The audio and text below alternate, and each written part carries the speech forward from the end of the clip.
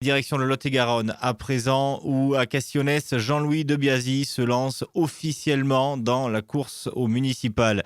Né dans la Bastide, revenu y vivre depuis 3 ans, le philosophe et historien Jean-Louis de Biasy sera candidat au municipal. Il n'a jamais fait de politique, mais son père fut adjoint pendant 25 ans. Après des années passées aux États-Unis et au Canada comme maître conférencier, il dit avoir pris du recul utile sur sa commune. Installé définitivement à Cassionnès depuis 2023, il a d'ailleurs créé une association dédié à l'histoire locale. Et depuis cet été, il dit avoir réuni une liste sans politique politicienne et prépare un programme concret pour le mois de janvier.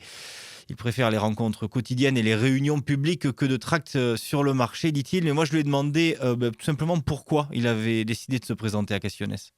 Je suis né à Cassionnès. La ville est extrêmement importante pour moi. J'ai toujours été enraciné dans cette ville, j'ai gardé l'amour de cette ville. Et chaque fois que je revenais en France, quand j'ai travaillé à l'étranger, je voyais comment la ville évoluait et je veux absolument la faire profiter de tout ce que j'ai appris ailleurs et qu'elle devienne de nouveau rayonnante comme elle l'a été dans le passé. Être attaché à sa ville, être amoureux de sa ville, c'est commun. C'est ce que a priori tout le monde souhaite. Est-ce que ça peut réellement être un élément qui fait la différence ? La différence ? Non. Il faut connaître parfaitement l'histoire de la ville, connaître son patrimoine, savoir comment le futur s'inscrit dans le passé et être capable d'avoir tous les outils nécessaires pour développer toutes les potentialités qu'il y a dans la ville. Donc l'amour de la ville, c'est commun ? Peut-être pas exprimé de cette façon. Chercher le bonheur des habitants de cette ville, oui. Vous nous dites, avec vos retours réguliers, vous avez vu le changement progressif de Cassionnès. Changement en mal, c'est ça que l'on comprend ? On pourrait comprendre comme cela. C'est pas de cette façon que je Quel le vois. regard vous portez sur Cassionnès ? Le regard, il est simple. On porte jamais un regard sur un point. On regarde un ensemble. Et quand on regarde le nord du Lot-et-Garonne, on voit que des points se développent et se sont développés au niveau tourisme, économique, ou beaucoup d'aspects, et d'autres moins vite ou peu.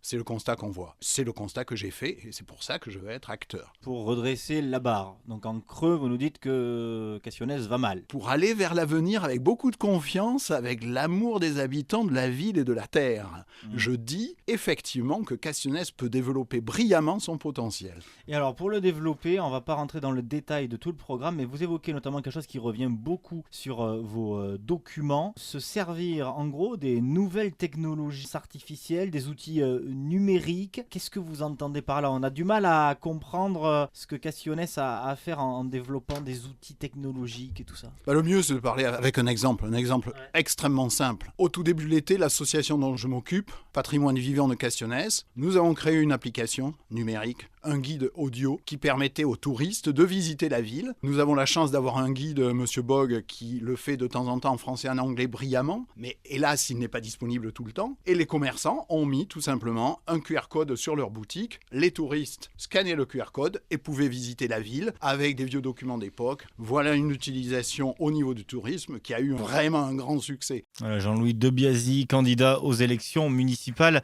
à Cassionnès.